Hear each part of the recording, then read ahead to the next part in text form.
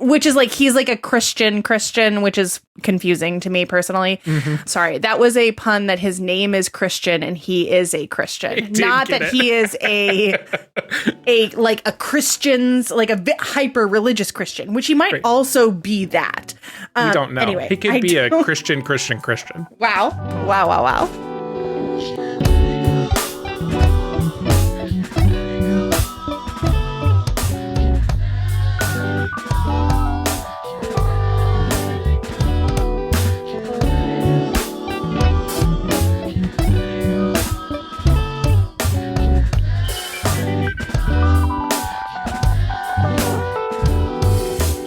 Hello and welcome to Can't Let It Go, the show about the things stuck in our head. I am Matt. I use he, him pronouns. Hey, I'm AC. I use they, them pronouns. And today we're going to talk about this show on Peacock called The Traitors. It's so much.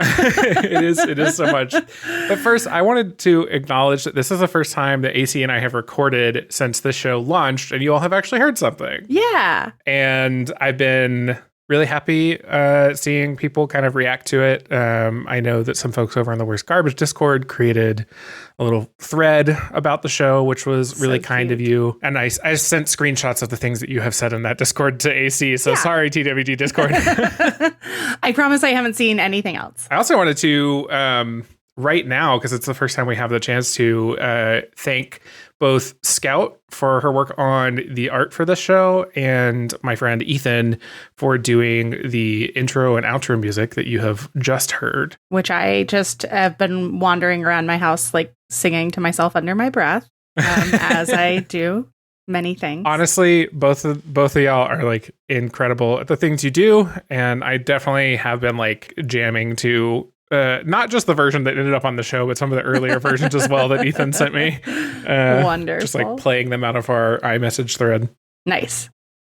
Yeah, they're super, and we're really grateful. Yeah. So we are going to talk about The Traitors, but first we're going to have a little nugget that's like a little bit of a bummer. So I just want to put this out there that like we're about to talk about cancer, and like I know that I, in the last year, have lost a family member to cancer, so use those chapter markers if you've got them, and you want to skip this section. But we're going to talk about Hank Green. So, AC, you and I, like, just recorded the TikTok episode, which was, like, ostensibly about Hank Green. Yeah. And then I went on vacation, and I wake up one morning and see a post in a Discord that's Hank's video saying, "So I have cancer." Yeah. I literally, like, made a noise that, you know, I was like, and Jonathan was like, "What's wrong?" I was like, honestly, I don't know how I feel about it yet. I saw it on TikTok first. I saw him post to TikTok and then about it, and then I went and watched his follow-up video.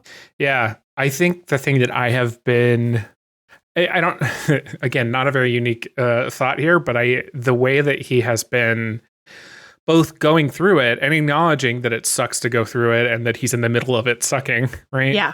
While also still doing the Hank Green thing of like talking about the realities of having cancer, and like what it means scientifically and sometimes just what it means practically for like the way things are treated, right? Yeah. Has been really interesting. And like I said, in the last year, I lost a close family member to cancer, and I learned a lot in that process about like what that treatment looks like. But the things I wasn't around, you know, when my family member was diagnosed. Mm-hmm. I wasn't there when she was learning, okay, like what's it going to be like to be on chemo for the first time, right? Yeah. It's really tough. And I want to shout out a piece written by Kate Lindsay, edited by Nick Tucci over on the Substack Embedded. I really love this piece titled "The Hard Part of Being a Follower." It was sent to me by my friend Diana. Thank you, Diana, for sending me this blog. It really summed up a lot of my feelings as someone who hasn't had a family member who's been impacted by cancer, who at least hasn't had a family member that's passed away from cancer, or cancer that's invasive or potentially invasive. We don't know Hank Green's medical records, right? And it is also about a really great thing that I think is like why you and I care about this, right? Which is what it's like to have this kind of parasocial relationship with a creator like Hank Green, I think you and I have both alluded to, like, we're going to have to get to an episode where we talk about the Green brothers, like, more specifically, because we're so tied to them somehow. I think they've accidentally come up in pretty much every episode that we've made. Right. And which is to say accidentally in that, like, they're deeply embedded in the ways that you and I learned to think about the internet, our experiences with the internet, and subsequently, like, our experiences with media, which is mostly what we talk about on this show. Yeah, I mean, we've talked about how we met in the Wizard Rock community, and like ostensibly the the first Wizard Rock song that I heard was Accio Deathly Hallows, which was the Hank Green video that introduced me to Vlogbrothers. Yeah, and that's so funny because I started listening to Wizard Rock because I got on YouTube and I got on to like the Nerd Fighters forum boards, and that's what led me to Wizard Rock also. Not Hank Green's song, but it was like being part of that Nerd Fighters fan community that had me finding other fans in like crossover worlds who were, you know, people who were like MuggleCast fans and other podcast media, Harry Potter podcast media, which way back in the podcasting day, some of the OGs. Yeah. The thing that I think is interesting, you said something about parasocial relationships, and I think that a lot of the coverage that we sort of see of people talking about parasocial relationships with influencers is from the perspective of like, hey, I'm a person online making things, and there's this sort of sometimes dangerous, sometimes just inappropriate, right? Yeah. Tie that people have to me.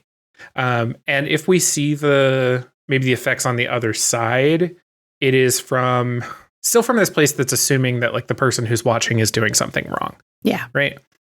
I'm sure that there is a lot of writing out there that I am missing, but I often don't read stories that are about people who are, you know, maybe fully appropriately engaging with content, but still inevitably developing those relationships and dealing with the resulting emotional state that comes from that, right? Like, I can get used to watching a creator online and they can become a part of my life and have zero, you know, inappropriate interaction or even desire to do that with that person. And again, that person can still affect my emotions day to day. Yeah. And that's what I liked about the piece, the Substack that you linked. Yeah. They say in this piece, while following someone for 15 years isn't the same as knowing them, it is a kind of relationship, one that could very well be lifelong. One of the weirdest realizations I had after watching Hank's video was that this wasn't that this was a crazy fluke I couldn't believe was happening, but that as both of us got older, of course, something like this would one day happen.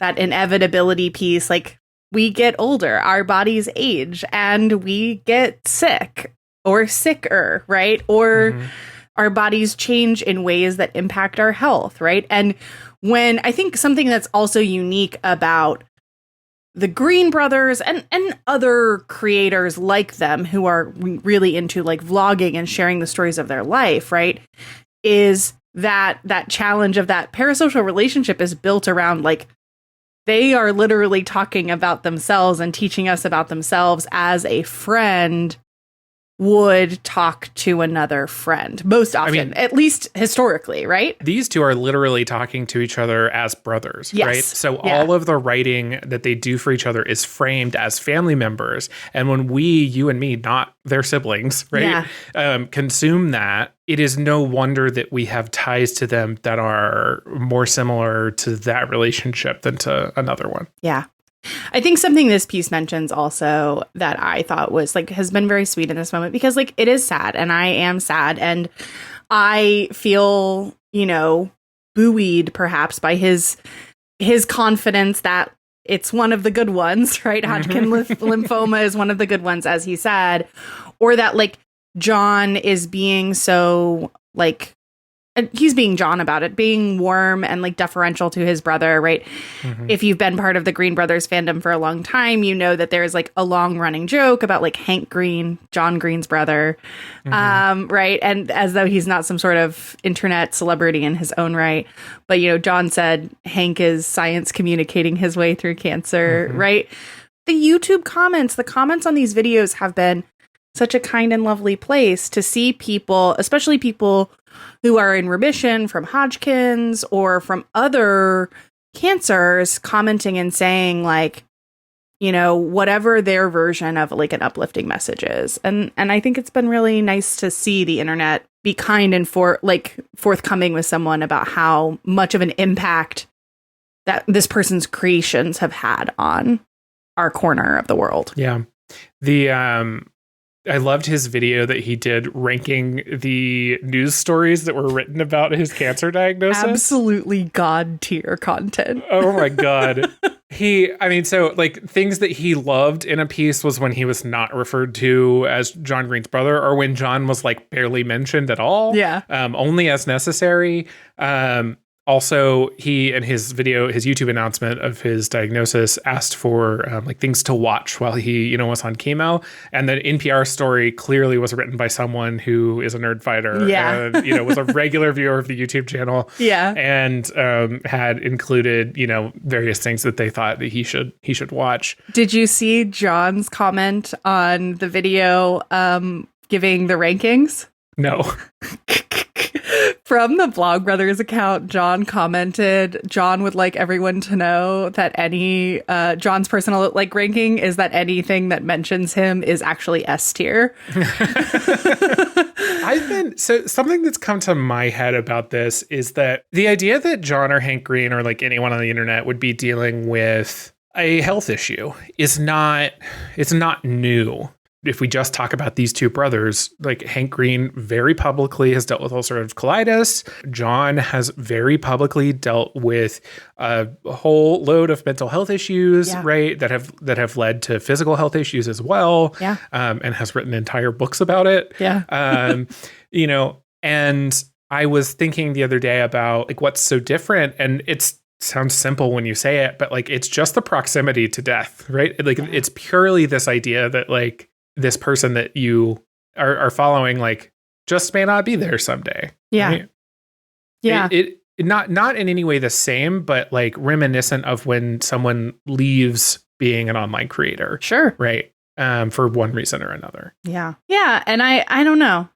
It is certainly something that gave me pause. I think I've talked enough on the show so far about my feelings about celebrity generally, but I think it's worth saying again that like as someone who doesn't usually feel connected with traditional types of celebrities, this is one that part of what gave me pause, right? That proximity to death, that understanding that content may no longer be there, to kind of combine all of these things that we've talked about, right? Their content is very much like a safe place for me to land, right? Like something that when I need something that is just like comforting noise, that is a channel that I turn to listen to, and being goofy or informative or any number of other things. It just is, I don't know.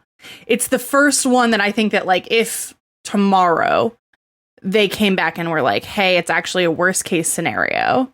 Mm-hmm. And I'm going to stop making content because I need to like take the time that I have with my family. Mm-hmm.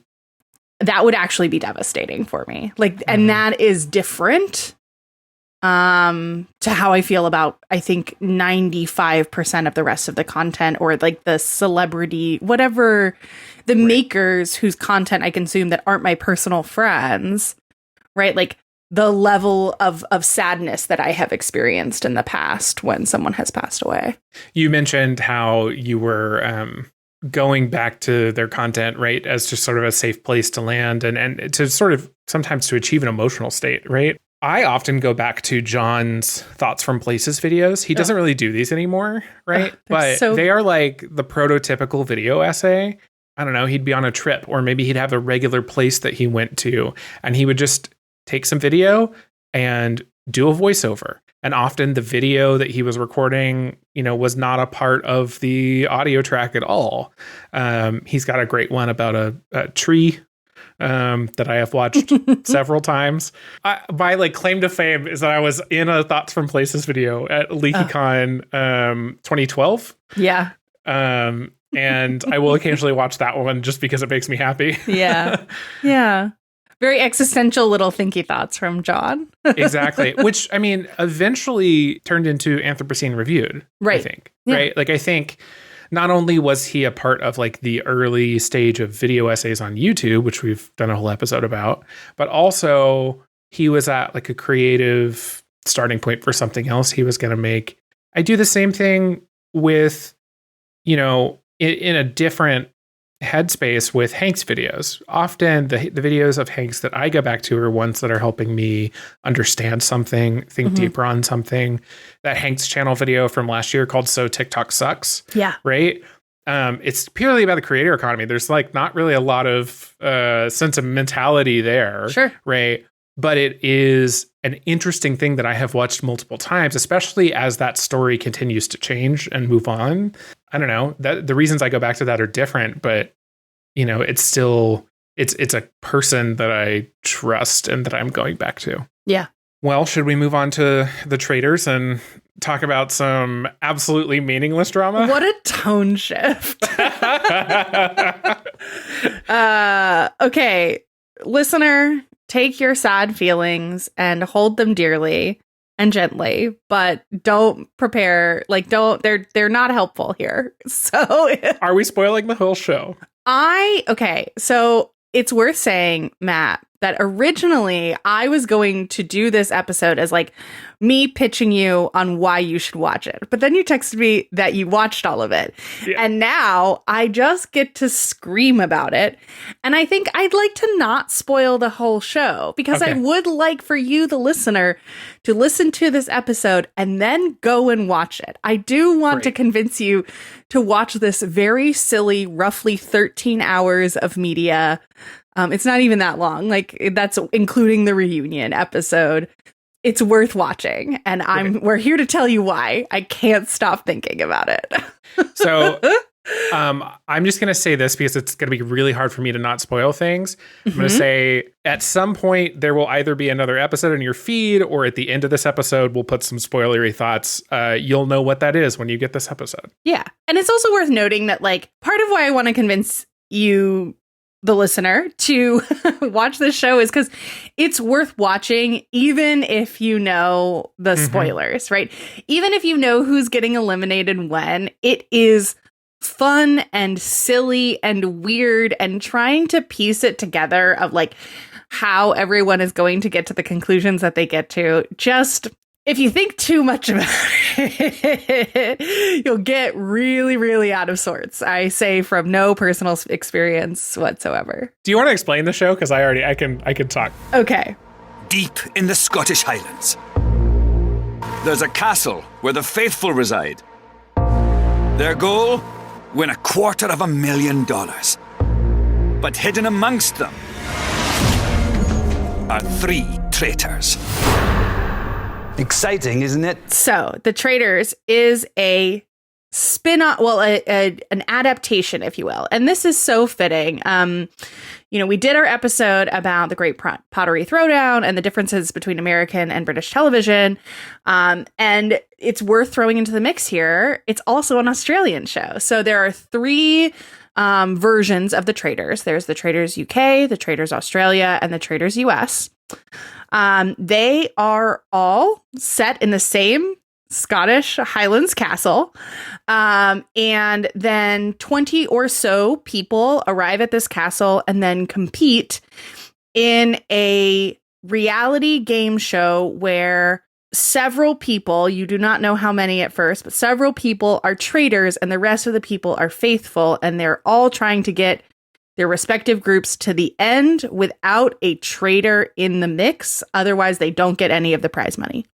Did I do it? Did I explain it? Yeah, I think the thing that was confusing to me at the beginning of the show, because I'm used to, I'll say it now, the show has so many parallels to Survivor. Yes, it is. It's Survivor for people like me. It's Survivor for people who don't like the outdoors. Yes, exactly. If every competition game show is based on Survivor, this one is like, cool, we've been doing this for 20 years, and we're just going to look back at the source and do the minimum to make this something new. Not make it something like legally different so we can put it on the air, like make something fresh. Yeah. The 100% thing that I was confused by was, okay, so in Survivor, you usually end with 2, maybe 3 people. That varies depending on the season and deals. And I don't know, there's a writer's strike. So sometimes that affects things, right, et cetera, how long the seasons are often. And I was confused. Okay, well, how many people are going to be playing at the end of this game, right? How many, I didn't know yet how many traitors there were going to be. Right. Could you end up at the end of this game with all traitors, right? I will say that's not what happens, but theoretically you could. You could, yeah. Right? You could end up at the end of the game with no traitors at all. Right? Yes, I guess I didn't explain that very well. Yeah, the secret in any case is maintained until the final moment of the show. Yes. Well, or until you're voted off. Right. So essentially, it's in the first episode, several people, everyone finds out whether they're a traitor or a faithful. And then moving forward, basically, the idea is that if all faithfuls make it to the end, then everybody gets the money to split the money. Split between whoever's left. But if there is a traitor in their mix at the end of the game, when they all agree to end the game, then the traitor takes the whole pot. Correct. That is a better, more succinct explanation. Right. So they do vote people off, right? Like you talked about, there's what they call the round table. What you would see on Survivor as the tribal council is a round table because it's in this beautiful castle that I'm sure that AC is going to tell us all about. Oh my God. But there's also the traitors who every night get to murder someone. Very dramatically. Very dramatically. They agree to murder someone and that person is let know that they have been murdered. The rest of the cast finds out because they all show up at breakfast and the person who doesn't show up is the one that got murdered. Just isn't there. And in it, the host of the show, no longer Sir Alan Cumming. Do you know this is about Alan Cumming? I did not know this about Alan Cumming. He renounced his knighthood. He decided that he did not want to be part of the British Empire's bullshit. I don't know. Can I say that? Cool. Yeah, it's my podcast. I can say whatever I want. You can say whatever you want. Yeah, so he is no longer Sir Alan Cumming. Now, the artist formerly known as Sir Alan Cumming, he is the host of this show. He is everything to me. It's important, actually, for me to say right here and right now that what happens when someone doesn't show up to breakfast is that there are portraits hung on the wall of everyone, and Alan Cumming takes the portrait of the person who was voted off the wall, or has it in his hand somehow. I don't know that part of the mechanics specifically. Yeah, he goes and gets it. And then he simply throws it. He throws it out of frame. He makes some sort of little quip, and then he throws it away from his person. There's one episode where he doesn't, and it's so clear that because the day before, the producer's like, okay, you nearly broke the frame. Oh, what I read it as was that one of the other contestants was so upset that this other person had been voted off that he didn't want to seem insensitive because he is a nice person. Yeah. There is a lot of drama. I actually wrote this down. These people are crying after knowing each other for 2 days. I think one of the things that I am desperate to know is what the actual production filming timeline was for this show, because some of it is at most they have known each other for a week by the end of the game in the game time, right? And so it is conceivable that they could have filmed this entire thing over 5 to 6 days, right? I mean, and productions are sometimes like that, right? Where they really stack everything up and they get all through it and then they're done.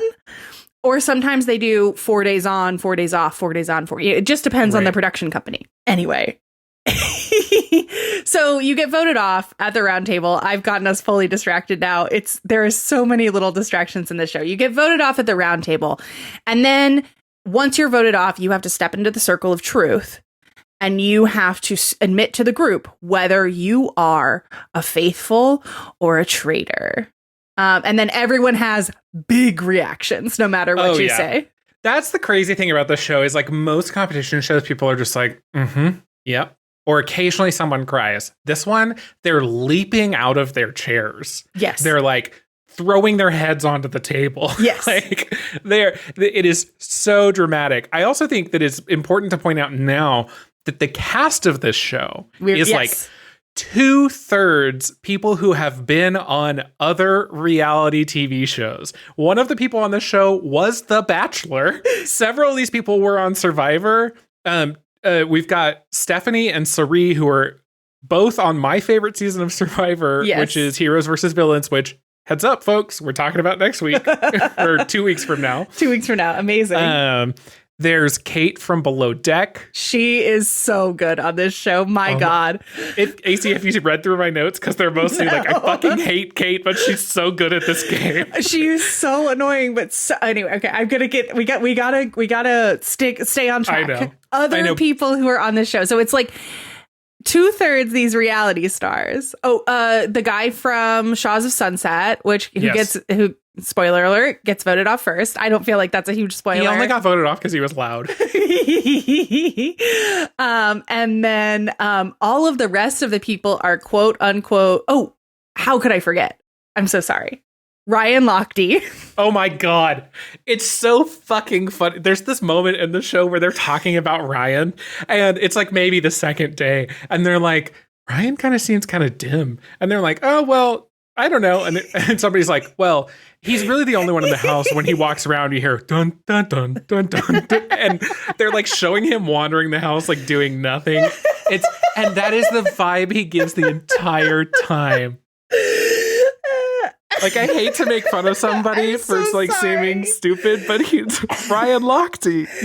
I think this is so funny to me because, okay, for personal context, I was a swimmer in high school and so I finished high school in 2008. So like I was really into swimming and keeping up with like Olympic swimming and qualifying and all of that kind of stuff. Like when Ryan Lochte was at the peak of his career, because like I would say like 10-ish years after I finished high school, I was like really still pretty into it and still following what was going on. Despite that, I watched 2 full episodes of this show before I said to myself, I'm sorry, is that Ryan Lochte? And then the answer was yes. Yes, it was. And like, I think that the funniest part about this is there are no other sort of like, I daren't even call Ryan Lochte a D-list celebrity, right? But like, there's like clearly this, okay, there are all of these celebrity adjacent, right? Like there are all of these reality show stars. And then there are these quote unquote regular people, right? Who are just your average Joes who showed up for some casting call and got cast on this show. Michael works at the DMV, like literally. And then there's Ryan Lochte, who like, is he like one of the regular Joes? Well, he was an Olympic swimmer. It's like, is his job being an Olympic swimmer? No, he's not an Olympic swimmer anymore. I feel like the same people that cast the show cast like Dancing with the Stars. Yeah. Like the definition of star is really loose, but then occasionally you get like a Ryan Lochte level. Yeah. Who's like definitely not A-list, but not D-list either. Yeah. So, then some people are like, let's see, somebody's a public affairs manager, somebody's a hairstylist.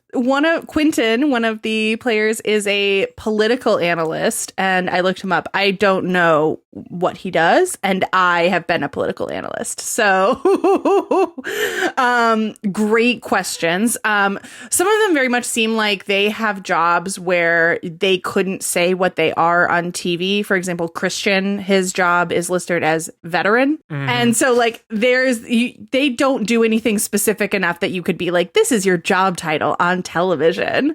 Mm-hmm. You're like, what, like an operations manager, or sorry, no dig to operations manager Elizabeth, who listens to this podcast. I'm literally about to go to a job that's a product manager. So right, I too have I'm a social media manager. I guess they could put that job title. That makes me seem like I'm vain or something. I do have a podcast with you now where I listen to myself talk, so maybe that's true. No, I'm just kidding. I think I interrupted you in the list of which shows have people featured. So Shaws of Sunset, Brandy from Real Housewives of Beverly Hills, Kyle from Summer House, which I didn't know was a show until I watched this show, and apparently there are a lot of seasons of Summer House. Big Brother 16, Cody Calafiore, and then Big Brother 12, Rachel from Big Brother 12. Stephanie and Cirie from Survivor, which you said, Kate from Below Deck, and then Ari was the Bachelor on the 8th season of The Bachelorette. Which, you know, I even brought that up just to say that, like, these people have been on these shows before. They know, like, at this point, it's a job. Like, Cirie has now been, she may have been on stuff after that. She's now been on 6 of these, right? 5 seasons of Survivor and this. And I think she was on something else. I don't know. But they know how to both do what they're there to do, right, as the person they are, but also how to, like, play the camera. Oh, Ryan was on Celebrity Big Brother. Maybe that's what's up. Yeah. He was also on Dancing with the Stars, which you were right to point out that, like, it was the same cast, and I knew that. And then, but I was still hedging on, like, can you call him a reality star in the same way that you would call some of these other people? But, like, Rachel was only on 1 season of Big Brother, and I would classify her as, you know, so he was on Celebrity Big Brother. I forgot that until just now. Just want to flag, we have to talk about Rachel and Kate. Here's what I want to say before we dig into what you have to say, because I imagine that, like, my notes and, like, the things that I can't stop thinking about this show have very little to do with, like, the competition overall, because that's, like, not what I have. Oh no, I'm going to say this before the Survivor episode and then I'm going to spoil it. I don't recall ever watching an entire episode of Survivor, like, on purpose. I think that, like, I grew up in an era where sometimes Survivor was what was on TV and I didn't have cable, but I don't, like, I know the structure. It's more likely that I haven't than I have. That's okay. So, like, this isn't my kind of show usually. I'm not usually like, Matt, you have to watch this weird reality show. Right. But I think that here is maybe my starting point. This show has more camp than the 2019 Met Gala red carpet.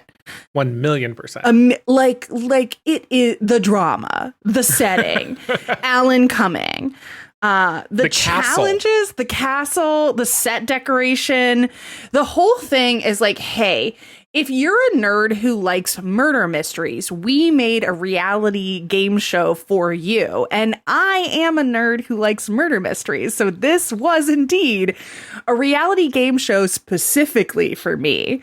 I think that, like, the drama and, like, really the melodrama of it all, certainly the players themselves really, really contribute to this. Alan Cumming, noted bisexual. Elizabeth would shout at me if I got that wrong. Noted bisexual Alan Cumming really adds to this melodrama. And then the, like, cinematography of the whole thing. Okay, so the setting is this Scottish castle that Alan Cumming introduces to these players as his castle. He never calls it anything else. It is not his castle. Like, right out of the gate, I need you to know it's not his castle. He always refers to it as his castle, his home. Welcome to my home. Welcome, you know. So the castle, it is in Scotland. I learned via the internet. It's called Ardross Castle in Rusher, Scotland, not far from Inverness. And you can rent the entire building for a wedding, a business meeting, a retreat with your work team, like a shoot location for photography or filming. It's a hunting lodge from the 1700s, right? That it's not like a castle that is medieval in origin or owned by Alan Cumming's family, despite him being a knight that was now no longer a knighthood, right? No, not tied to land at all, not landed gentry in that way, at least. So technically, it's also not a castle. That's like a complicated thing about how buildings work, but I don't really know about that. So it's a hunting lodge, not a castle. It still fits the melodrama, the scene that they are trying to paint. It certainly does. They do a lot of, like, very dark, like, dramatically lit shots at nighttime, panning up the stairs of these castle, big fires going. Everybody's wearing hooded robes, or the traitors are. And then there's also, like, the part at the end of the day where the traitors meet to decide who they're going to murder. It takes place in a turret that, like, clearly doesn't actually exist in the way that it's depicted. Like, is very clearly a set installed. And actually, one of my favorite moments in the first episode, I'm sorry, it's so funny. It's so silly. Okay, so Reza, who is our contestant from Shaws of Sunset, in the first episode, they're walking around in one of the rooms in this castle, and someone says, the toxic lesbian says, they're like, oh, do you think these floors are original? And Reza's like, oh, no. He knows. Like, he works in real estate. He's like, oh, no, these are new. This has been redone. And it's just so funny because they're trying to pass off this castle as like this original, beautiful Alan Cumming's personal home, and immediately the players are like, no, this has been redone. Like, no, This is clearly a set piece. And you, the viewer, can also see that it is clearly it's a also design super set. Clean to be anything other than brand new. It's not super musty inside. There's like actually natural light, or at least the good facsimile of natural light. That was the weirdest way I've ever said facsimile.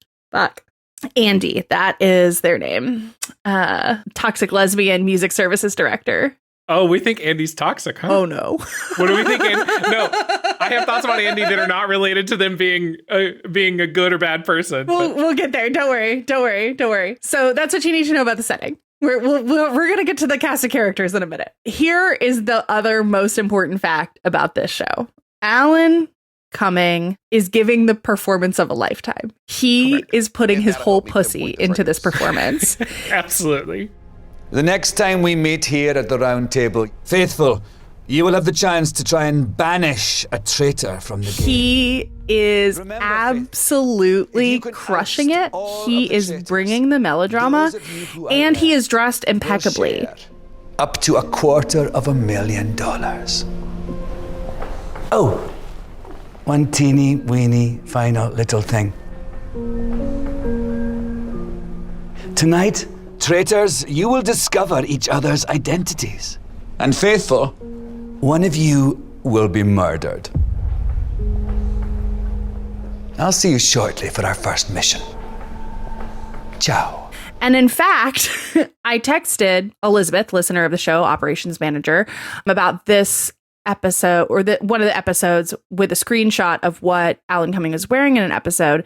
And they said, my God, it's like they let him dress himself. And listener, they did. They let him dress himself. Alan Cumming in every episode is wearing sometimes multiple incredible Scottish get-ups. I can't even describe it. It is formal wear meets traditional kilt wear in the best way possible that you could only expect from Alan Cumming, who's my personal favorite Alan Cumming like outfit of all time forever is X-Men premier Alan Cumming in an all denim kilt with a belt that is a scroller belt that said Nightcrawler on the scroller belt, like the digital readout.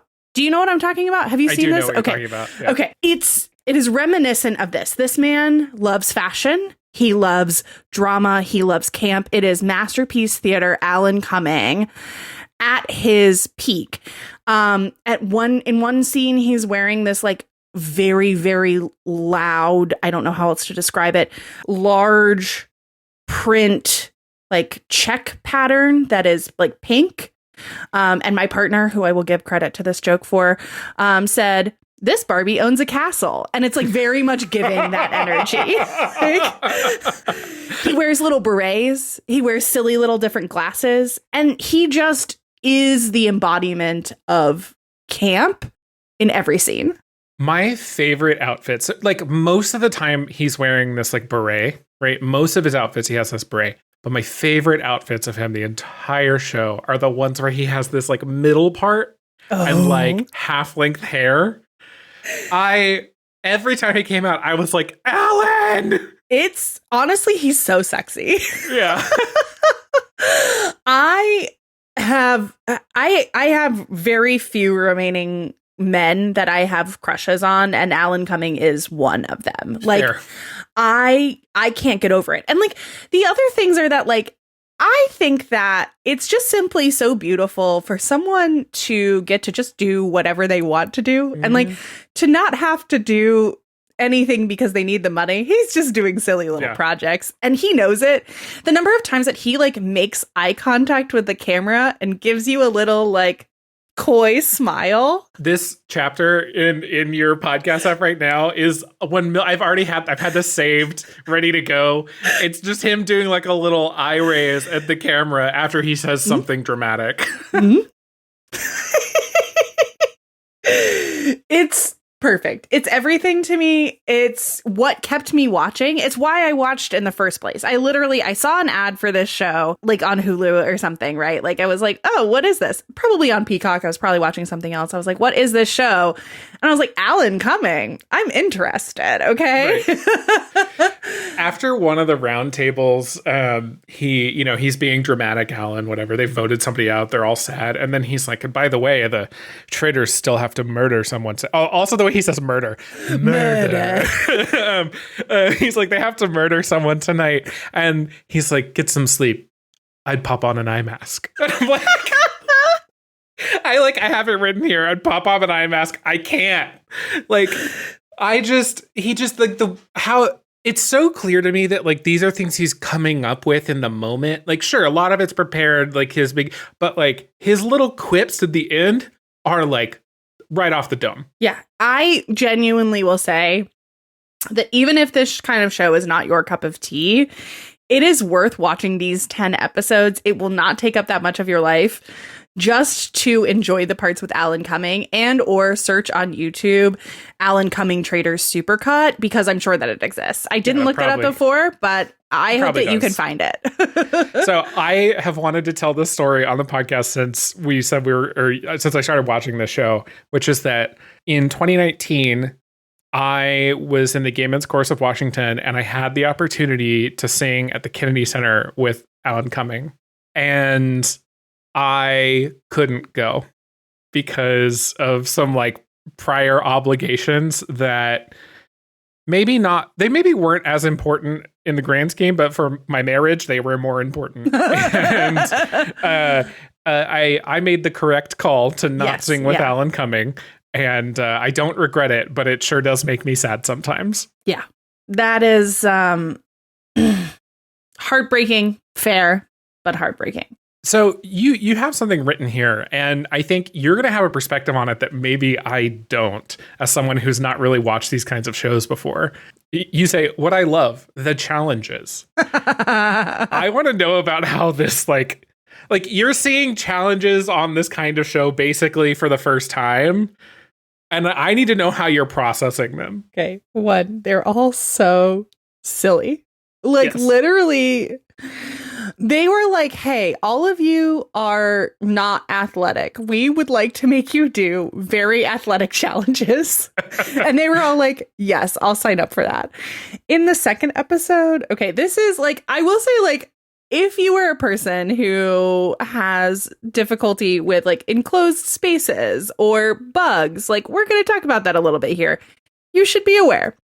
And if you have those problems, maybe this show isn't for you because those are challenges that happen on this show. I did have to skip a couple of these challenges. First of all, in the first episode, when they light these wicker beasts on fire or whatever, I have a lot of questions. I didn't were they tying the ropes together? Yeah, so they had to tie the ropes together in order to create the path to the wicker beast because it wouldn't be as simple as finding a way to start a fire and just lighting the bottom. No, they had to go put them in boats so they could get the pieces they need and light, the torch on fire, but they also had to get the oil. Oh yeah, they had to get the oil. Yeah, that's so right. They're tying the ropes together to like create the path, but the path is created in like a channel. Like a channel they've created. Where it's already clearly got the fire things underneath it. Yes, so that correct. When they finish, in scare quotes there, that it lights up. Yes, it's completely contrived. Okay, great. Perfect. I just was making sure that I was seeing that correctly. Wow. The drama that manufactures is... It literally starts the fight that gets Reza kicked off the show. Yes. Like, Michael and Reza arguing with each other in that moment is what starts the discussion at the round table later that night that gets Reza kicked off the show. Yeah. So the challenges, some of them, I was like, how is this a challenge for grownups? And I guess it's like the answer is like, it's pressure and like you're in a situation that's like intentionally like contrived for you to not be getting sleep and like not be in your own environment. And like, it's a stressful thing, right? Some of them I was like, how many waivers did this person have to sign to do this? For example, the buried alive one. How were, like, I assume that they were like, they put breathing holes in there, but at the same time, I'm like, some of these challenges, AC, to be fair, are like way crazier than any other reality show challenge that I've ever, like, buried alive. I could be wrong, but I've never seen that on one of these shows. I will say I was genuinely shocked when they like actually put dirt over. Yes. I was like, that seems unsafe. That seems, and also like they set it up as volunteering, but as someone who has like enough knowledge about how TV works, like behind the scenes, 100% they had to like more than just say, oh yeah, I'll volunteer and not know what's happening. Like they had to have signed some sort of either that or the liability waiver that they signed to be on the show is absolutely insane. Yeah, I think it's the former. I don't know. Maybe our friend Elizabeth, who has worked on Survivor, can tell us. I have to know. I would like to see behind the curtain. Yeah, that one, there were some that were like, fine and interesting. Like the one where they played music on the bells and they had to figure out what the bells were and then match it to a matching music box and then find the item and give it to Alan, who was, very congratulatory when they got it right and sort of dour when they were way off track. Without saying anything, he just stood in the entry hall and watched them all run around and did very good. The ones that really stick out to me that I also have questions about is, do you think they used real bugs when they were doing the cabin in the woods thing and they were like getting bugs dumped on them? So that was the one I had to skip a lot of. Okay. Because I very much have a fear of bugs. Sure. And yes, I do, because did you hear that screaming? Sure. Like, and she's like, no, this is not creepy crawly feelings. Like I got bit. Oh, okay. Right? Okay. I think it was Kate and I'm kind of spoiling Cirie. how far people get. Yeah, Kate and Cirie in the same room. I didn't say what order they went in, Matt. But somehow Kate is like the person that prevails emotionally in that moment, which is rare. Yeah. Wild. Yeah, I don't know. I think those were real bugs. And also the one, so they're in this room where they're having to communicate back and forth between two rooms through literally a can and a string. Yeah. So just shouting through the wall. Yeah. And they figured out as like bugs are pouring down from the ceiling. And then when they get out of that room, they then have four boxes that they have to stick their heads into and get these other numbers with their teeth that are filled with bugs. Yeah. Like it's one's bad. scorpions, one's crickets. Like, I would have walked off the show. Well, and the thing is that the other guys, like the challenge that the other people on the other side are having to do is not anywhere near that intense. Like it doesn't like even. Yeah. And it's not even like, it's not hundreds of mice raining down on you, right? They don't have to put their 11 mice in a room. They count the mice in the room. Yeah, the rats in the room or whatever. And like totally, I was like, wow, wait. Like I guess if somebody was like really afraid of rats or mice, but it doesn't seem like that was the case. But like the contrast for me, I was like, I would be literally so mad and would vote off anyone. Like if I had to stick my head into a box full of bugs and get something with my mouth, and then I found out that on the other side of the wall, all you had to do was count rats, I would vote you off the show out of spite. Yeah, I think Cirie says something like, I'm going to have to leave. And they're like, because very clearly they would have forfeit, right? Yeah. If that's the case. And I'm like, yeah, now I get it. The moment that you start raining worms and bugs on me, I'm like, peace, fuck the show. That's a no from me, dog. I mean, like, I would never sign up to be on a show like this in the first place. And also, like, same. Like, I'm not afraid of bugs, but like anything in a large quantity, I don't like. Like, that's too many of a thing. And like, that happens with bugs really quickly, right? Rats too. So you have one here written lasers in scare quotes, and I just don't remember what that's about. Oh, they did like the Mission Impossible thing. They had to navigate around lasers. And I wrote lasers in scare quotes because they're just lights. They're just little beams of light. Quentin's so good at that. He's a huge man. That man had to have played football at some point in his life. Like his size, his build, and like where he is from in the country. Certainly he played football and he was very good at his agility drills. That's the answer. Yeah. But that is 1,000,000%. But he is also like very tall and like built like a linebacker. He's built like a football player. Yeah, the jumping from the helicopter too. Yeah. I mean, I think that like there are some of these where like I guess like jumping from a helicopter is a challenge again if you're afraid of heights or like it's like a kind of scary thing to do.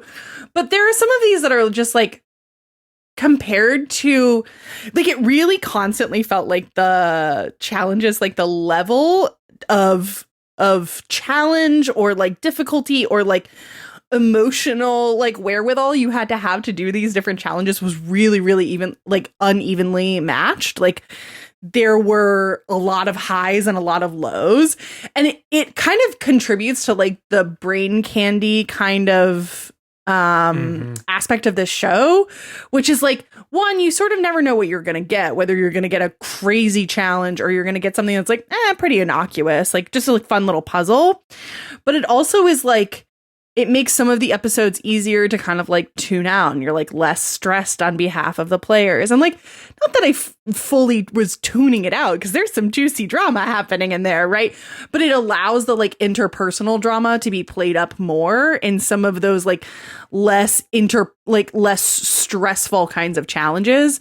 I have yet to mention my personal favorite challenge, which involves maybe my favorite Ryan Lochte moment, which is the Wheel of Death. And you should know that this is like set at like a creepy carnival setting. No clowns, so no worries, clown folks. Folks who are afraid of clowns, we're not gonna talk about that. Everybody gets strapped to a wheel. They take turns and they go round and round on the wheel. So they're like strapped in like a I don't even know how to describe this. Matt, do you know how to describe this wheel? I mean, like any movie where they strap someone to a wheel and throw a knife or whatever. Sure. It's like yeah. It's like that. Yeah. So, and they all the people on the ground have to try to newlyweds game the answers with the people on the wheel. Obviously, it's very stressful for some people. Andy in particular has a very difficult time with the wheel and being on the wheel.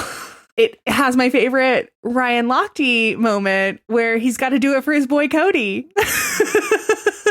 And him and Cody share a ostensibly very sweet moment while strapped to a wheel upside down about 15 feet in the air when they both vote for each other for something. I don't even remember what it was. Like an easy question, like, I don't know, like to the equation of like, who's the cutest? Like that kind of thing. Who would you most want to spend time with or whatever? Or something like that, right? And it was like, my boy, gotta go with my boy Cody. And then Cody does Ryan also. Like they vote for each other. Yeah. And they're like, he's like, you're my boy. And it's like so weird and stupid and bro culture. And it's like, I can feel Kate's eyes rolling back into her head. Especially because in that entire challenge, they're asking questions like, who's the biggest liar? And everyone votes for Kate. Like every time they ask like a negative thing, people vote for Kate. Yeah.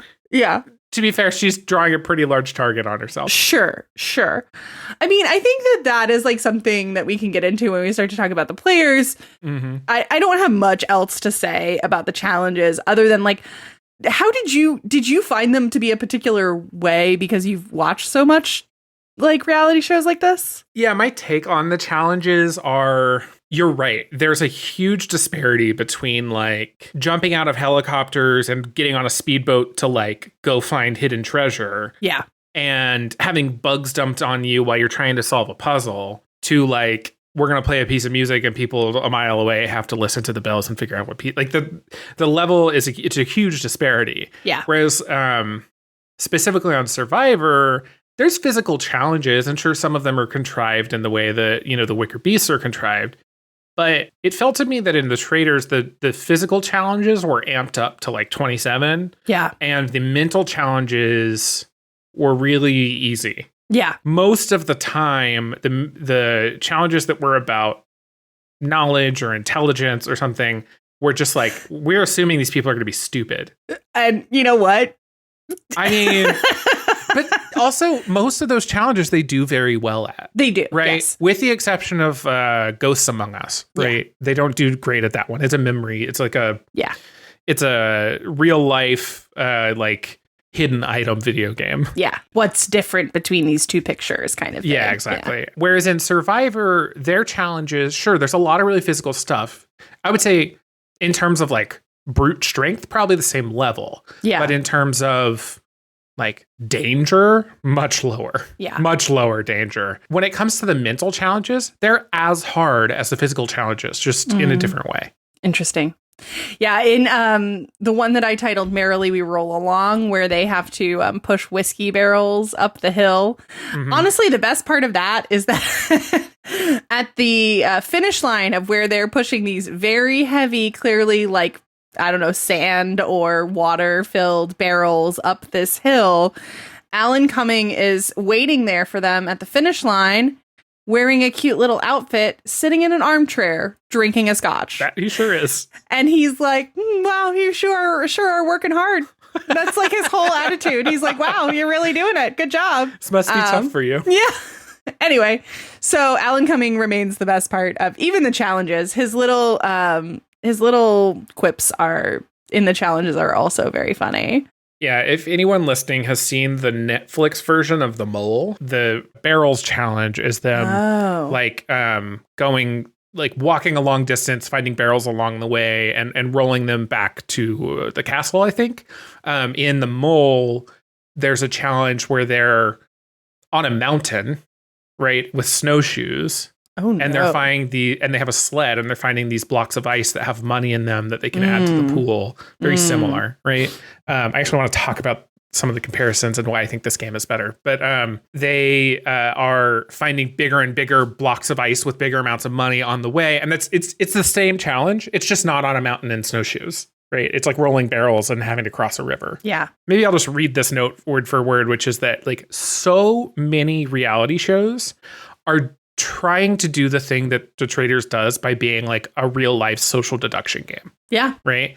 I think only The Traitors gets this right. So like if you've seen The Circle, one of the biggest things in The Circle is like, are they a catfish or not? Yeah. Right? But the only reason the catfish things matters is social. Right. There's nothing in The Circle, the game, where it would matter if you were a catfish or not. Yeah. It's just like a fun little twist on top of it. And to me, as a person watching the show, I'm like, I don't care. Like, be a catfish. Mechanically, it doesn't matter. Yeah. Right? It's just everyone kind of pretending it matters. The Mole, specifically the new one on Netflix, I don't know anything about the original version. It really fucks up like the incentives of the game by having the mole be a person that was cast separately from the rest of the people. Right? So this is a presumably paid actor. Right. Interesting. That is introduced as one of the contestants, right? But is not actually competing for the money, right? Their only goal is to make the pot lower at the end of the game.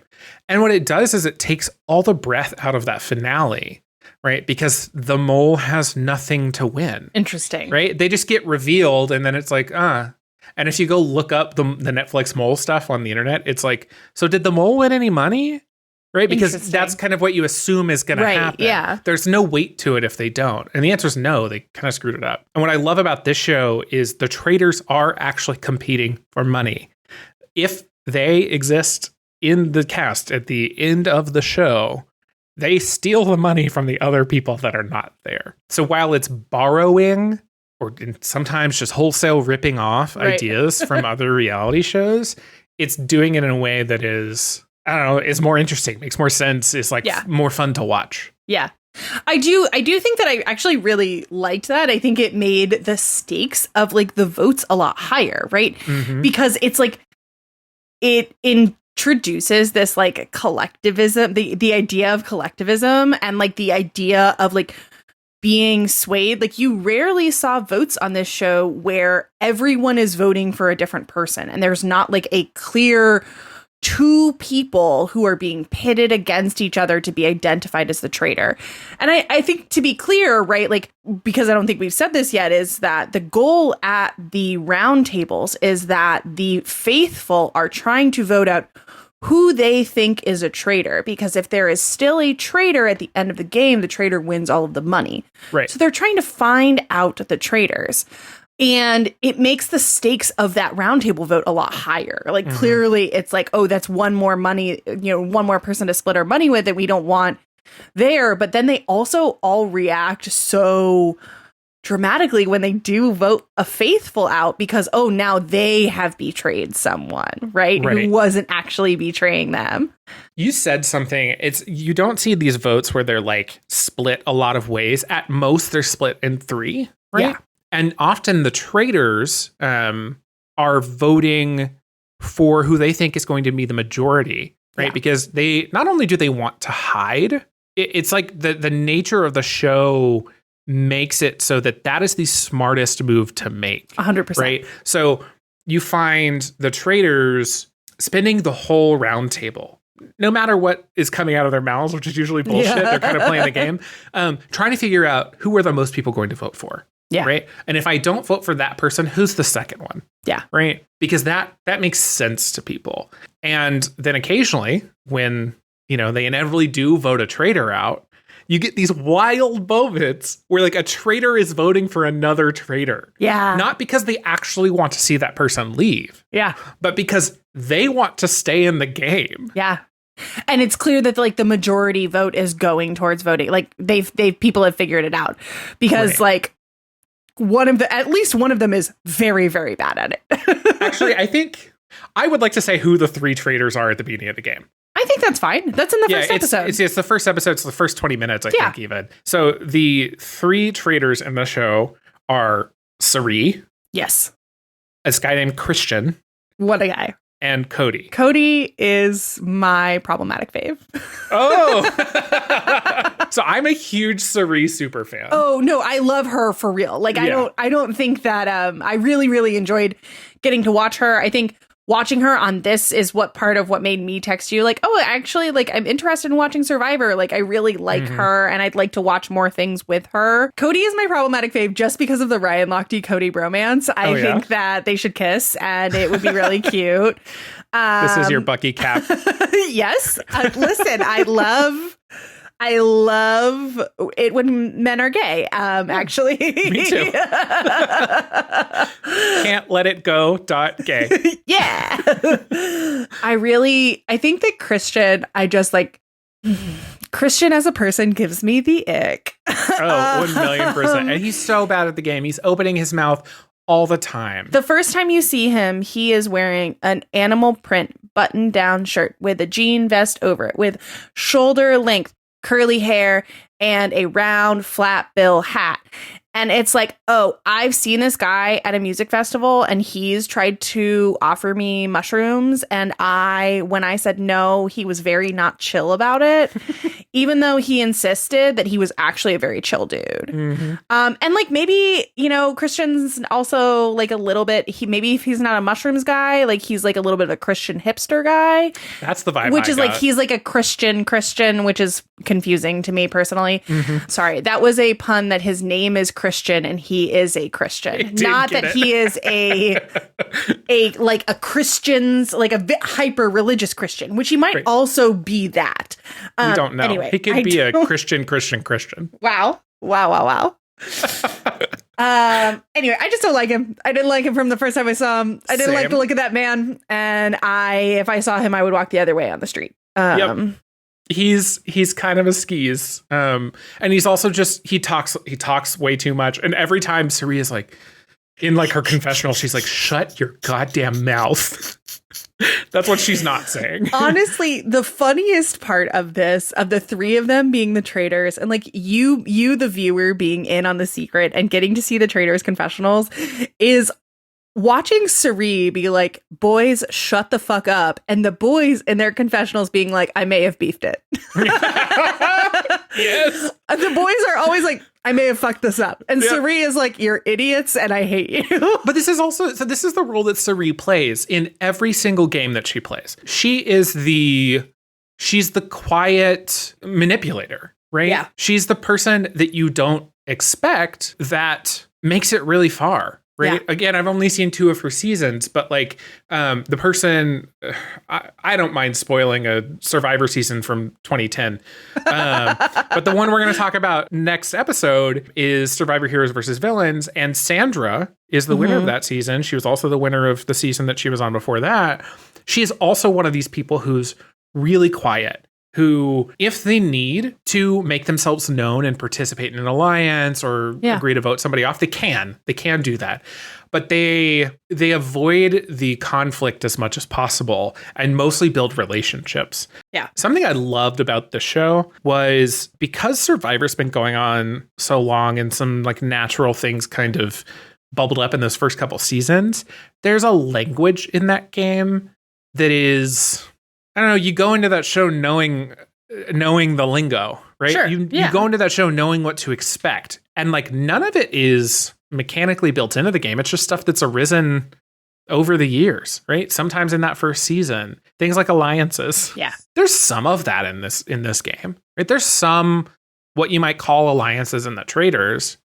Yeah. But in large part, it's like maybe on a per episode basis, right? Yeah. No one's getting upset like they do on The Circle because, you betrayed the girl squad or whatever. Sure. You know what I mean? Or even, from what I know of Survivor, right? People who have like multi-person 3 or 4-way alliances to make it to the end and then they turn on someone, right? Like that's often like a source of drama. Mm-hmm. And not that it's like at all comparable, but like RuPaul's Drag Race is like also part of my context for this, and like alliances technically aren't supposed to exist on that show, but they definitely do. And like on the All-Star seasons where they do voting, because they don't do voting on the regular show, it's RuPaul's decisions, right? But like on All-Star seasons they do voting, and there are clearly like alliances happening. Anyway, I have not watched that many All-Star seasons, so I don't have the context for it. I do know they do voting. Okay.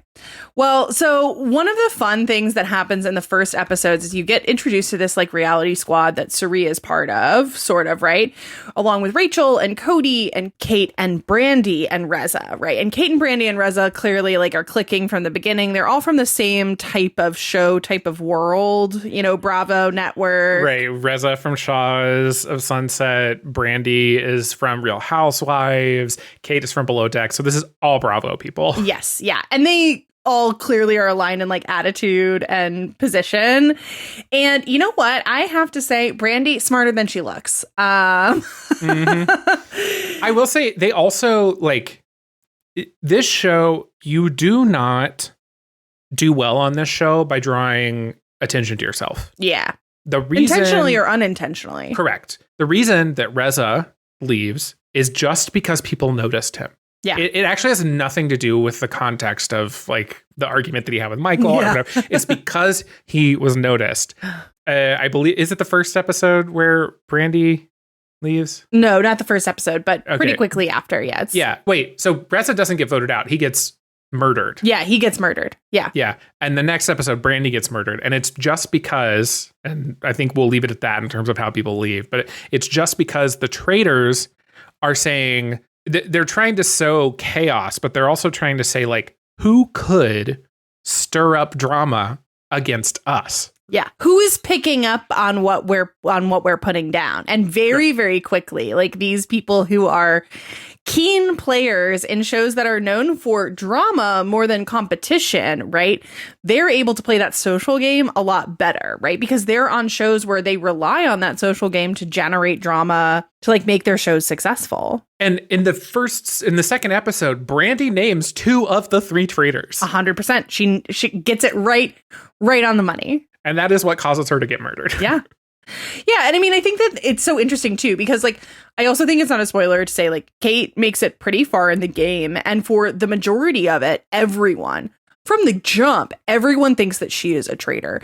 Yeah. And there's a million reasons why. Kate, She's got a bad attitude. We love it. We hate it. You're like literally a cancer to the group. Yeah. Oh, really? What about the traitors taking your money and killing you at night? I've tried to talk to Kate numerous times, and she won't talk to me. I don't trust anyone. Oh, yeah, you're next. You're next, don't worry. I don't care. Come at me. I will, but I won't. That's fine. You want some honesty, Rachel? You look like you get dressed at a community theater. You're literally the only person who thinks it's cool that you were the first Big Brother baby. No one cares. No one cares. She literally in the like barrels in the barrels mission where she's throwing barrels over a fence. Yo, Kate's throwing the money away. Kate, I saw that. Why are you throwing those in the mud? Because I'm a liability. Because she's like, fuck this. I want to go home. She literally says, I want to go home. Banish me or murder me. I don't care. Like, she's like, I am in hell and I don't want to be here. She has this, I forget exactly what it is, but I have this screenshot of her. She goes something like I wake up in hell, which is a fun way to live, you know? Like, she figures it out pretty quickly. She, along with Brandy, starts to tell people her version of what she thinks is true. People don't agree with her and they turn on her and they're like, oh, she must be trying to spread rumors about other people to throw suspicion off herself. And so then it's like this funny game of like, it's almost this sort of like people don't really go after her because it feels like she's like a clear vote in the back pocket for when they're not sure who else it's going to be, right? And that's a strategy. She survives every murder because she is an easy shield. And it's easy to make people think that she is a traitor because she has such a bad attitude. She so clearly doesn't want to be there. And she's so like, she doesn't even stir the pot. Is it stirring the pot in a game where like the goal is to stir the pot? Like, Yeah. Right? Like, I don't mean it in a bad way. Does Quentin vote for her every time? If not every time, it's very close, almost every time. Because he says her name, I feel like, in every round table. Kate, nothing personal. I just don't like you. One of my favorite scenes in the entire season is they're all walking into breakfast and Rachel and Kate have been going at it for 2 days. And they start arguing and Rachel's like, what, you think I'm not trustworthy? And Kate goes, well, you're wearing that jacket, so I don't trust your judgment.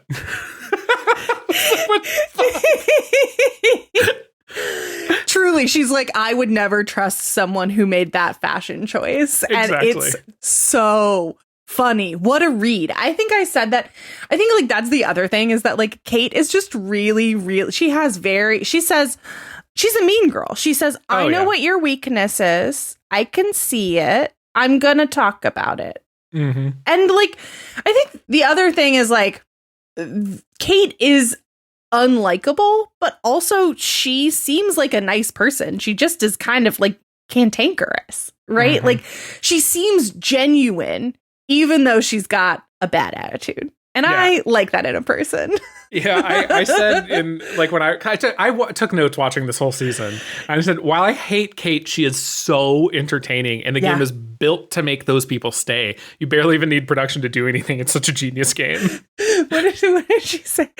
This note, this quote that you put in here: "I'm never surprised when I walk into breakfast, but I'm always disappointed." Oh my god! The thing is, she knows why she's there the entire time. She's like, they can't kill me, but then she never shuts up. Like if she just stopped being Kate, she would go home. I love lounge life. Missions are the opposite of lounge life. Missions are going out and doing things. Not what I want. That was right before she jumped out of the helicopter. Yeah. Oh my god. And then also I think the best is of course when she gets voted off. Did I just lose a popularity contest? Which is so funny. I needed you to tell me why you think that Andy is problematic. Okay.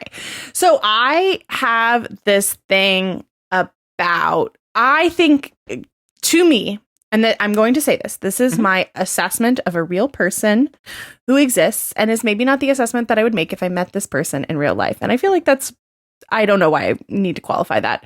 Maybe because I'm about to be a little mean. Andy, everything about Andy to me reads as a brand of masked lesbian tender queer that makes me want to rip out all of my hair.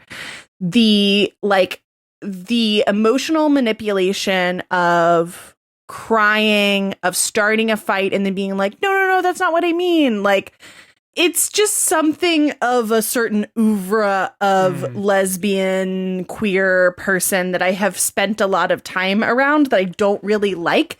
That's just like my read on how they're playing this game. And I like think that it's worth noting that like they're also on a game where they're supposed to be intentionally manipulative. So like if they come off that way, like, yeah, that's the point. It's funny because I read Andy as naive. Oh, interesting.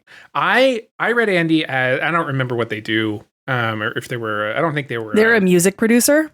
Oh, okay. So they're not a reality. They're a DJ. I read them as like a person who didn't really know what they were getting into. Yeah. Right. Was not aware what it was going to take to win this game. I mean, they did pretty well for not being aware, but you know, just some of the ways that they conduct themselves in like the like pre-roundtable stuff. Yeah. I was like, oh, you're just trusting people too easily. Yeah. Right. And you're looking at the wrong things to figure out who you're going to vote for. Yeah, I think that's fair. I think I read that more as like it's this thing of like faking genuine, like playing dumb, I guess is what I'm trying to say, which is not a super kind thing to say, but like and it's not even playing dumb. That's not quite right. It is a thing that I have experienced with people who kind of match the description of what I was talking about, where it's like, it is weaponized incompetence in a different form, right? Like it is feigned ignorance, but you're actually, no, you do know what you're doing. You're saying you didn't know what you were doing, or you don't know. You're so sorry it came off that way.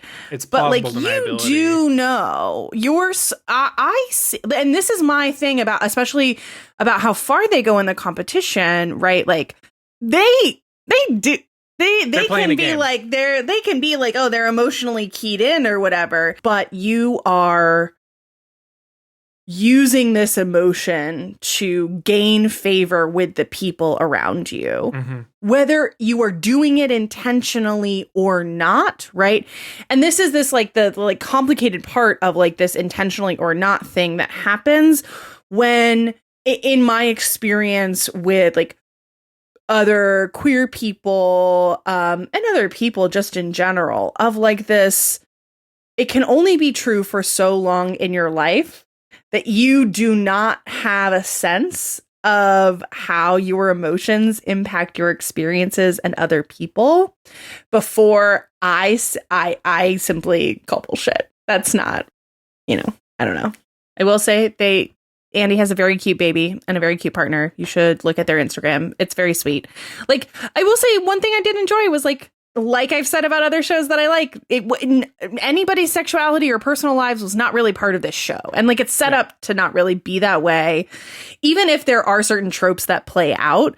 I think that like Quentin not liking Kate isn't just because Kate is cantankerous. I mean, Kate is a well-to-do white woman who certainly is like not, I don't know. I don't want to say she's not woke for fear of sounding dumb myself for saying she's not woke, but like, and I don't really, she's not really, she's not outright offensive, but she's certainly not like doing positionality and praxis in her existence. Right.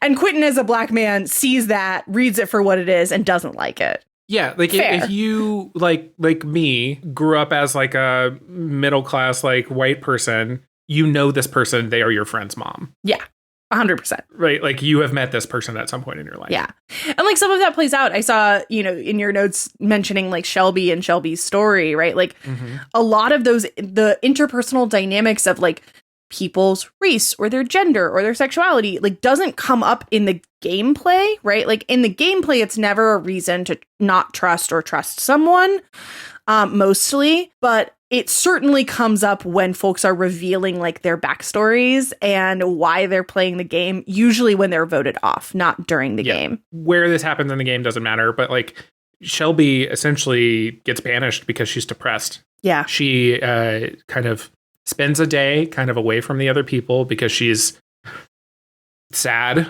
about not being around her daughter. And she has this really compelling story that only gets leveraged and told to people like when she's being voted out, like as a tool, which that part of it, I was like, that's gross. It kind of seemed like editing maybe to me yeah, too. maybe so. Maybe that was editing. But I will say the story was real and made me feel things. And I didn't even think she was that good at the game. Yeah. But I was like, this is not the time to vote out Shelby. Yeah. Right? There were other people that could have gone that day that wouldn't have been voted out because they were depressed. Yeah. And they wanted some alone time. Yeah. I mean, I think what she said, right? It feels like she got voted out because she spoke up or somebody. She doesn't say that. Maybe somebody else says that about her. Like that seems pretty true, right? Like seemed like everybody was like sharks in the water looking for blood. And we were like, we can't find blood. Mm-hmm. Shelby's over here. Yeah. And I also took the note that Christian, when he's like talking about like why he voted for her, he calls her fierce. Barf. I was like, okay, to your point of like race and stuff not coming up like in the gameplay or in like explicitly in the words, it comes up in like the little tiny ways that people interact with each other. Yeah, it still like exists. There's still people in the world socialized in the same context. Like it still happens, but I but like not had explicitly, full body right? chills when he said that. Yeah. I was like, and not good ones. Like like I kind of want to throw up. Cringe. We've gotten this far, and we haven't even talked about my favorite character. Ooh. Michael. And I do mean character. Right. You're gonna confront her when you're saying her name all day? Honey, I'm looking for every excuse to get you gone. No!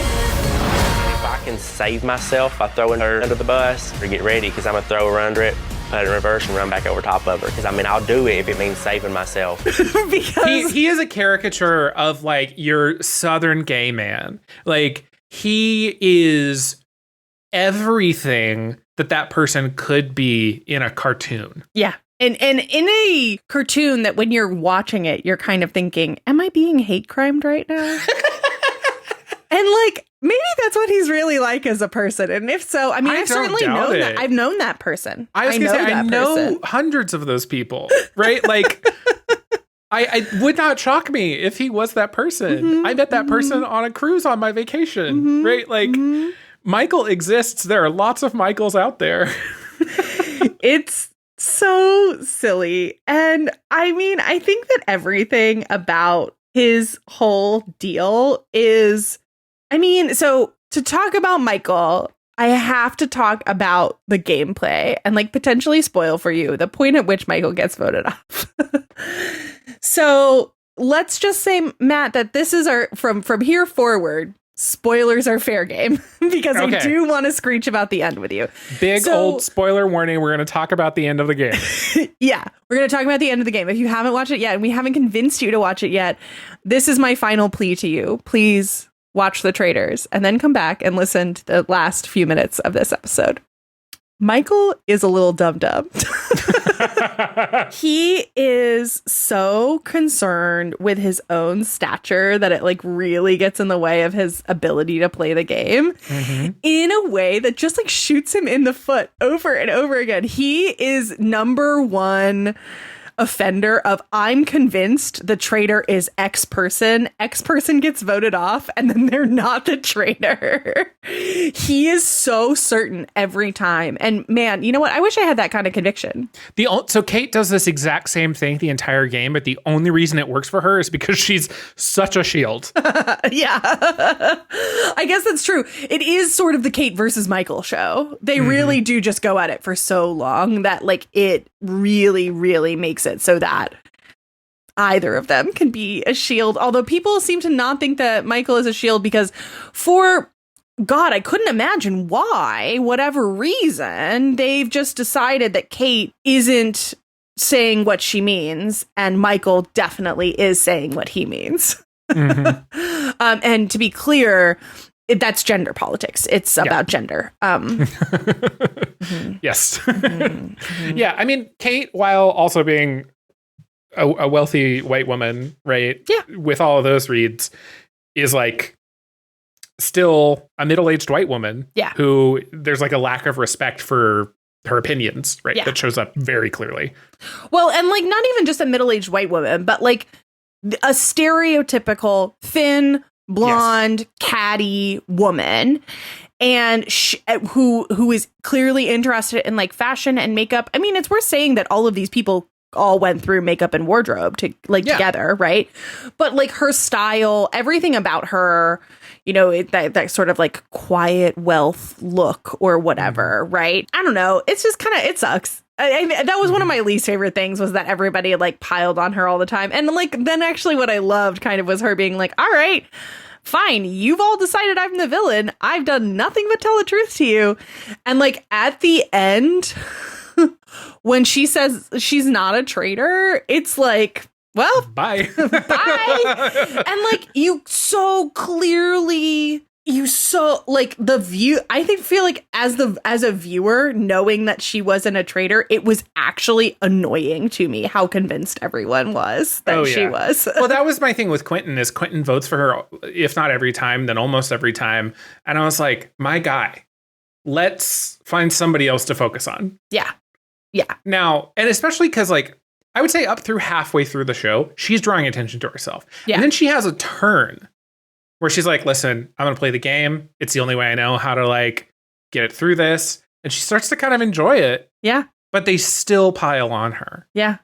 And there's no reason. I think that Kate's storyline in the show in particular is one that really makes me want to know how this is, like you said, there, like you have in the notes, the question of every show, how much is scripted and how much is real, is so salient on this show, where so much of it is clearly so staged.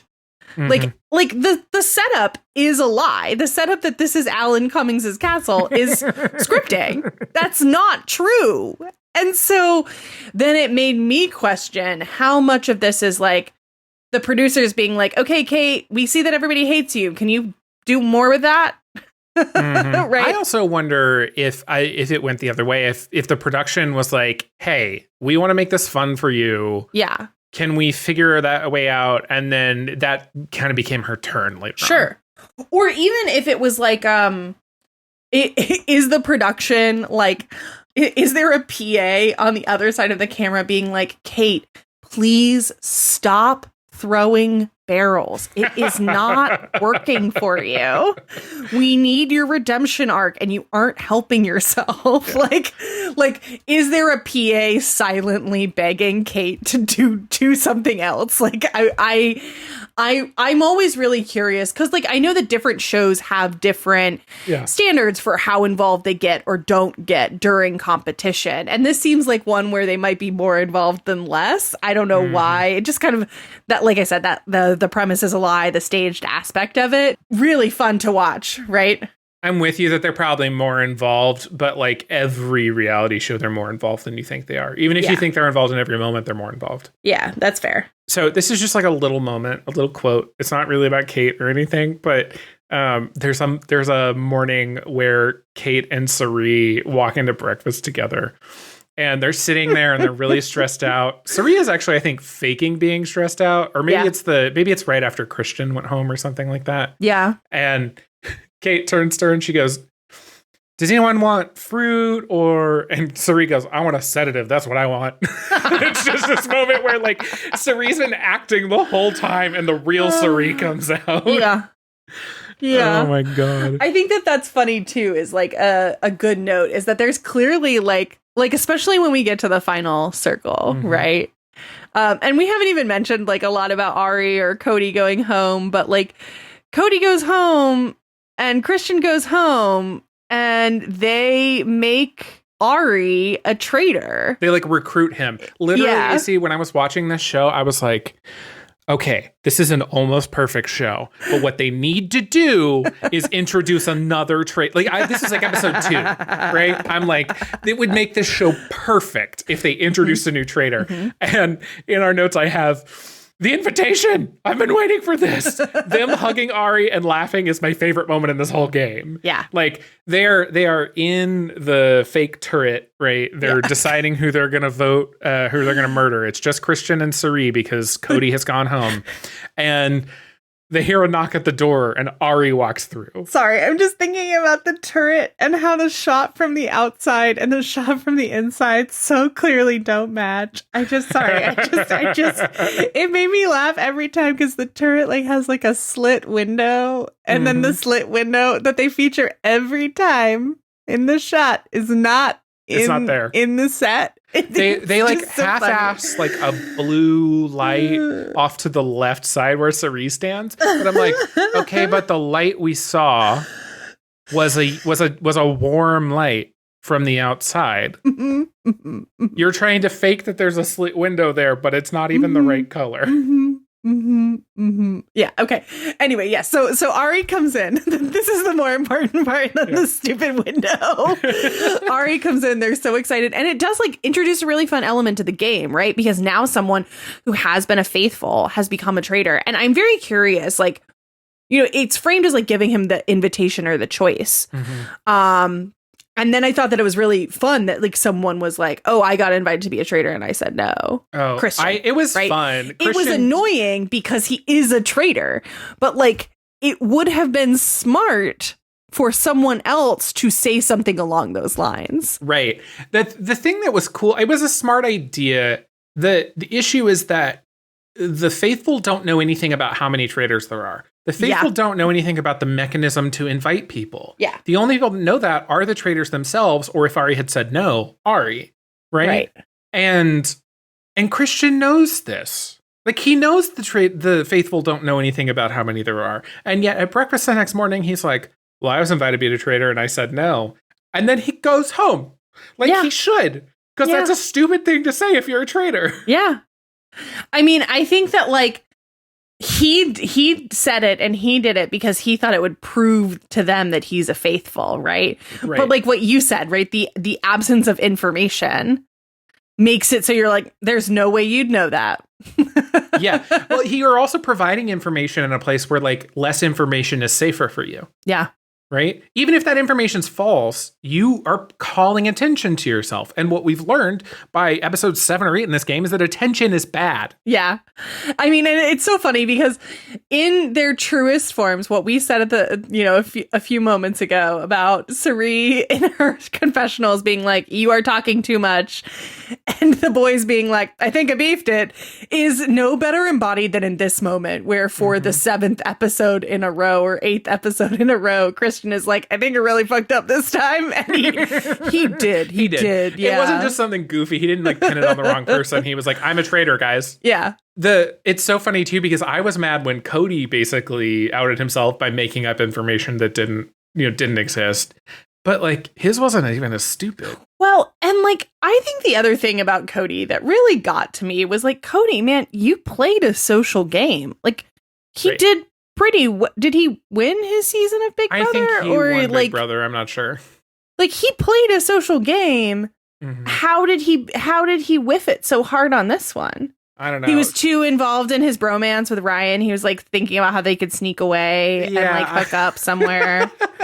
I don't know. Sorry. If you're the kind of person, if you're like me and you listen to spoiler shit, even if you've not watched it, the thing that happens is that Ryan turns to Kyle, I think, and says like, hey, before Ryan left, he told me he thought it was these two people. Yeah. And Kyle's immediately like, that's suspicious as fuck. And do you know why he says it's suspicious? It's because Ryan is not smart enough to think of that. Right. Ryan is a complete dumbass. He's like, that doesn't sound like Ryan. That sounds smart. And that doesn't sound like Ryan. Oh my God. Oh my Lord. Which, by the way, I just have to say again for the record is Ryan Lochte, Olympic swimmer, disgraced Olympic swimmer, Ryan Lochte. I have to talk about the Ring of Truth. Please. The final. This is the final moment when you're down to 4 people and the way it works is they have to stand there and vote on whether or not to end the game. And if one of them votes to banish rather than to end the game, they have to banish another person. Yes. And then they do another vote. and they get unilateral power to banish that person. If one of them votes to banish, they have unilateral power to banish, not a specific person, but like right. If one of them the banishment has to happen, but they do have to vote on who gets banished. Yeah. And the 4 people who make it to the end here are Cirie, Ari, Andy, and Quentin. So Cirie and Ari being traitors. So this is where we get into like meta narrative for me. Yeah. Cirie has been on 5 seasons of Survivor and won nothing. Yeah. Right. She talks many times about like the family she's supporting and the reason she's been on these shows. Right. She's a nurse. Right. And to be clear, it doesn't seem that, I don't know her life, but it doesn't seem like they are extremely poor and struggling. But it also doesn't seem like they're made of money. Right. I mean, I think you can have a well-paying job and work a regular number of hours. And if you are supporting a family in America today, that can still feel like not a lot. And it sounds like it's not just her family. It sounds like her extended family as 100%, well. Right? It sounds like she's supporting about 7 people. And I don't know if there's another person in her life that's also helping with that. Sure. But like, it sounds like in some ways she needs this, right? And her family needs this. And so basically how it would go is if they go to the Ring of Truth and they find Cirie and Ari, then Andy and Quentin would split $250,000. Yeah. But what Cirie knows is that Ari's a traitor and that she is like locked in with Quentin and Andy. And they believe that she's not a traitor, that she's like on their side, that they are buddies. And like, I think that friendship is real. Yeah, right? I think so. They have a good relationship, the 3 of them, but also Cirie wants the 250 for herself for obvious reasons. She is playing the game. She is still there at this point because she is playing the game and playing it well. Right. So Ari votes to end the game, being like, I'm going to get 125,000. Andy votes to end the game, thinking they're going to get, a quarter of 250,000. Quentin votes to end the game. And then Cirie votes to banish. And to add to the drama, they're voting by like tossing these sacks into a fire, which burn either green or red, depending on where they want to end the game or banish. I really want to know. They quote unquote randomly pick take them out. I thought it was random, but then he starts naming their names. Correct. It's so silly. Yeah. I think they had them on there. They must have. Yeah. Yeah. And, Cirie has made no sign up to this point to the others that she's going to vote to banish. Yeah. And because she's so tight with Andy and Quentin, she mentions Ari's name. She like barely accuses him of being a traitor. And they're like, okay, we're in on it. And then Ari fucking leaves the game. They don't have a vote. Ari quits. Ari says, I'd like to remove myself from the competition, and shocks. I think this was genuinely surprising to me. I was floored. Yeah. I don't know. Like, I'm always thinking about like, what could this money do for people? That's kind of the lens that I take on this game or these kinds of games. Yeah. And to me, what it said, and he even says this, he's like, I'm lucky enough to be comfortable. Like, I'm lucky enough to have a thriving business. He tells them he's a traitor. Yeah. Right. So you said it was shocking. Like, why was it shocking? What was shocking about it? I sort of forget that that's an option on games like this, that you can just because they said okay, Amanda had to leave the competition because she had COVID, right? But is that what happened? Yeah, she got COVID. The emergency room nurse got COVID, and we'll just ruminate on that another time. So I think it's like always surprising because it doesn't ever seem like an option, at the very least not on camera. Like often when someone chooses to leave a reality show, either there is a emotional moment where they're having a breakdown and they're like, I simply can't do this. I simply can't be here. I'm not mentally well enough to be here. Right. Or it is like it's happened behind the scenes and the host of the show says, so-and-so will no longer be joining us for X, Y, and Z reason. Right. Justice for Willem. Sure. Right. But like so this was surprising to me because he doesn't seem emotional or upset about it, right? It seems like practical and pragmatic. And like I think maybe to his credit, like in being comfortable and also like being a white man standing looking at a circle of 3 people of color and doing the math of what's going to make him look like a bad guy out in the world after the game is over, he says, I choose to withdraw. And I just think that surprised me. You know? I'd like to believe that he's actually just kind of like a good guy and like that's maybe what he thought. Kind of seems like it. Yeah, but also like he knows that he's going home at that point, right? Because he knows the score. Yes. I mean, I think that's true. Didn't also the girl who was the hairstylist who cried, Angelica, sorry. I don't remember her, honestly. Angelica, she's the one who was so upset when Bam got sent home. Oh, yeah. Yeah, she was like the crunchy, like blonde girl. Yeah, who's got like the Jersey accent. Yeah. She's really cute. She was so funny. She like told Ari that she hated him on his season of The Bachelor, of The Bachelorette. And I thought that was really funny. So maybe he is kind of a dick because I've not watched the Bachelorette, so don't let me. But I also like don't want to too much let my opinions be formed on these people by the reality shows they were on. Sure, 100%. I mean, we just recorded an hour and 50 minutes of us judging these people, who are real people in the world, based only on their performances. So anyway, so Ari leaves, and the 3 of them vote to end the game. I am yelling at this point, AC, because they've still not revealed who is a traitor. Ooh. And Andy turns to them and says, "You all are my family." They have this really emotional. Cirie is giving the performance of her life. Yeah. Then they have to reveal whether they're faithful or traitors, and Cirie's the last, and she reveals that she's sorry. She's a traitor. Quentin, I mean, gives a shocked face that's like, it's beautiful. Yeah. Andy is weeping. Yeah. Like, I've never seen a more disappointed face. Maybe except for the one where my grandma found out that I was gay. Oh, no. Oh, no, Matt. Oh, no. Maybe that's the only one that tops this face. But Andy is looking at Cirie like Cirie killed their dog. Yeah. Yeah. Like, and I don't mean that as like an exaggeration. I mean, like, that is like what they think they're seeing. Yeah, it is a face of like emotional devastation for sure. Yeah.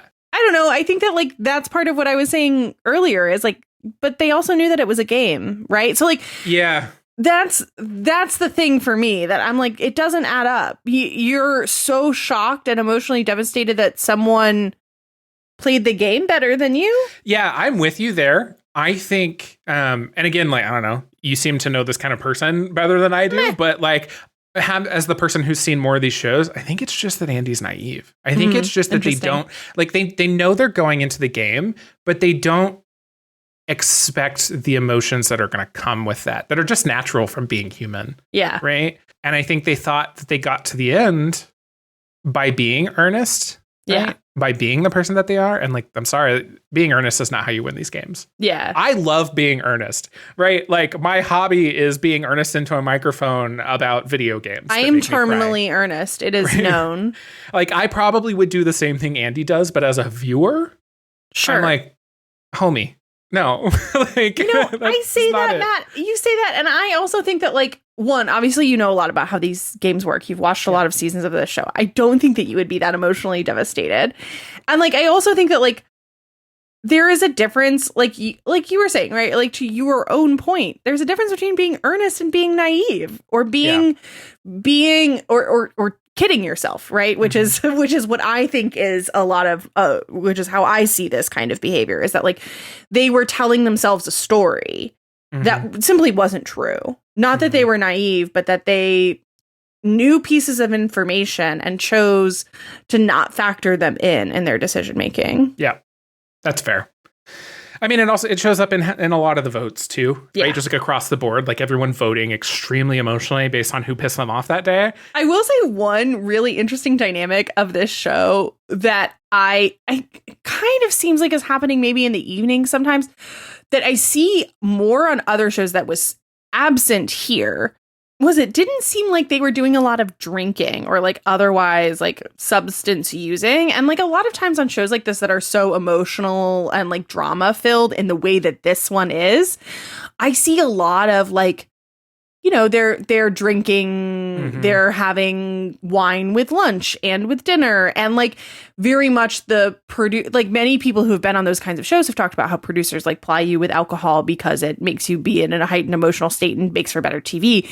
And you just don't see as much of that here. So Andy, despite there being other like outbursts of emotion on the show, I think that Andy's moment here is also surprising because it just doesn't meet the tone of the show in the same way. Totally fair. I will say to note about this show is that they do drink very specifically one time every day, and it's after Roundtable. It's after all the drama has released. Right? Interesting. And they have a glass of wine in the parlor. Oh, yeah, and they that's all right. go to bed, Yeah. and then somebody gets murdered. Yeah. Well, do you have a stinger on this one? Do you have anything you want to say? If you like well-tailored suits on beautiful men with Scottish accents who are just a little bit quirky and happen to own a nightclub in New York City that you've never been to, but God, you really, really, really wish you could go. I've been twice. I am going to pretend that I didn't hear that. I'm about to get so upset. Oh my God. I sang Taylor Swift at karaoke. Okay. All right. Let me try again. I cannot stop thinking about Alan Cumming, period. But specifically, I cannot stop thinking about Alan Cumming in this show. How silly the show is, how funny, how weird, what a wild roller coaster of stakes. And also, like, I cannot stop thinking about the fact that they let Alan Cumming dress himself. And if you don't watch the show for any reason other than to see the funny little outfits that Alan Cumming wears, that is a good enough reason. Perfect. I agree. Before we sign off, I want to say thank you to Scout for making the beautiful art that you see every time you listen to the show. Art. And to my friend, I also want to say that Scout, you can find her work and support her at co-fi, that's ko-fi.com/humblegoat. So brave for not pronouncing that URL. Oh, yeah. Ko-fi, coffee, whatever. And also thank Ethan Geller. He is at Pragmatism on Twitter for making the music for this show and for just being a really good friend. Music. Yay. AC, where can people find you on the internet? Once again, you can still find me on twitter.com. Sweet. That's at AC Facci. Oh, yes. At AC. Sorry. Yeah, you can find me at AC Facci on twitter.com. Mediocre website, but. Yeah. Yeah. And you can find me at matthorton.live. Next time we record, we're going to be talking about Survivor, primarily heroes versus villains, but I'm going to try and watch another season myself. But AC, if you want to, heroes versus villains is the season. That's season 20. I'm ready. It's time. And I bet that we will have a lot to say in regards to this episode as well. Yeah, I'm very excited to watch Survivor now that I have watched this show 3 times. 3 times? Well, so I watched it once, and then my partner watched it, and I watched it with them, and then I watched it again before we recorded. So, awesome. Yeah. Mm-hmm. All right. Well, thanks everybody for listening, and we'll talk to you later. Talk to you next time.